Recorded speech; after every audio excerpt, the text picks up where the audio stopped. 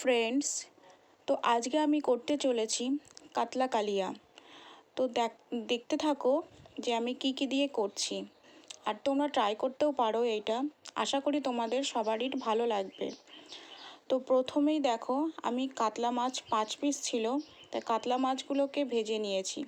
এই যে একদম যে খুব কড়া করে তাও না, একদম যে মানে একটু কাঁচা কাঁচা টাইপের সেটাও না। তো আমার লাগছে দেখো প্রথমেই পেঁয়াজ কুচি, তারপরে লাগছে তোমার 5 ফোড়ন, গোটা গরম মশলা, আর এর মধ্যে আছে আদা, রসুন, কাঁচা লঙ্কা, দুটো শুকনো লঙ্কা, টমেটো, এগুলো পেস্ট করে নিয়েছি। আর লাগছে লবণ স্বাদ অনুযায়ী, আর জিরে গুঁড়ো, ধনে গুঁড়ো, আর হলুদ গুঁড়ো। তো এই যে এই কড়াইয়ের মধ্যে আমি যেহেতু মাছটা ভেজে নিয়েছিলাম, সেটা আর আমি দেখাইনি। তো এই কড়াইয়ের মধ্যেই তেল দেখছো আছে, আর একটু অল্প তেল দিয়ে দিলাম। এবার আমি গ্যাসটা জ্বালিয়ে নিয়েছি। তো তেলটা এবার গরম হতে থাক। তেলটা দেখো গরম হয়ে গিয়েছে। এর মধ্যে আমি গোটা গরম মশলা যেইগুলো ছিল আমি ঠিক সেইগুলো দিয়ে দিলাম। এইগুলো একটু হালকা একটু নাড়াচাড়া করে, মানে একটু সেন্ট যে একটু ছেড়ে আসবে, তখনই আমি পেঁয়াজ কুচিগুলো দিয়ে দিয়েছি। তো পেঁয়াজ কুচিগুলো হালকা হালকা ভাজা হচ্ছে। এবার আমি এর মধ্যে একটু লবণ দিয়ে দেবো। একটু লবণ দিয়ে দিলে পেঁয়াজটা আর একটু নরম হয়ে যায়, আর বেশি টাইমও লাগে না। তার কারণে দেখো আমি লবণ দিয়ে দিলাম। লবণ দিয়ে এবার পেঁয়াজটা হালকা নাড়াচাড়া করব। যতক্ষণ না হালকা একটু ব্রাউন ভাব চলে আসে পেঁয়াজের মধ্যে, ততক্ষণ আমি নাড়াচাড়া করতে থাকবো। দেখো হালকা হালকা ব্রাউন ভাব চলে এসেছে। এইবার আমি যে মশলাটা করে রেখেছিলাম, আদা, রসুন, একটা কাঁচা লঙ্কা, দুটো শুকনো লঙ্কা, তো টমেটো, সেটা আমি পেস্টটা এর মধ্যে দিয়ে দিলাম। এবার যতক্ষণ না একটু হালকা তেল ছেড়ে আসবে যতক্ষণ না হালকা একটু তেল ছেড়ে আসে ততক্ষণ আমি যে গুঁড়ো মশলাগুলো আছে সেগুলো দেবো না। তো দেখো এবার অনেকটাই হয়ে গিয়েছে, মানে হালকা একটু মানে কষা টাইপের হয়ে গিয়েছে, হালকা একদম।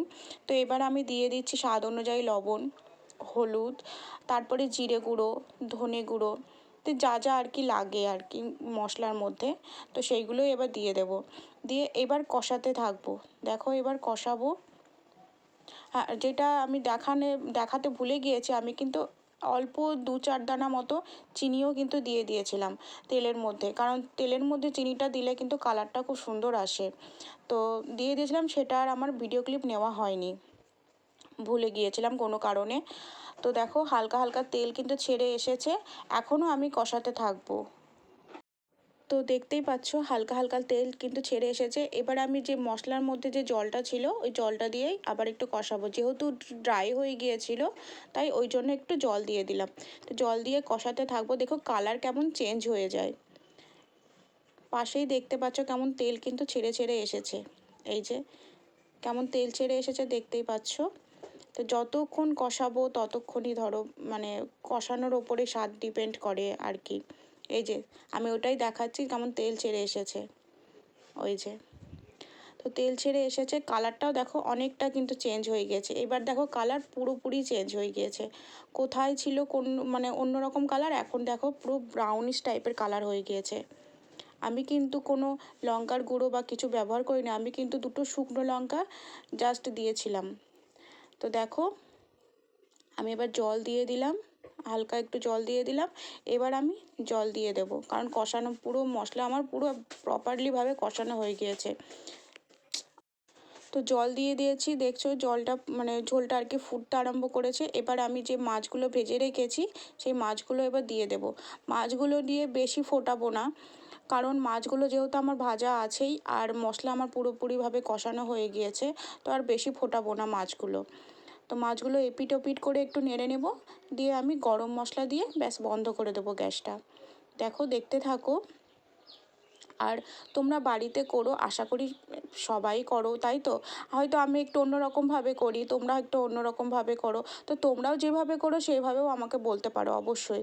আমি এইভাবে করি, আবার অনেক রকম পদ্ধতিতেই করা যায়, তাই তো?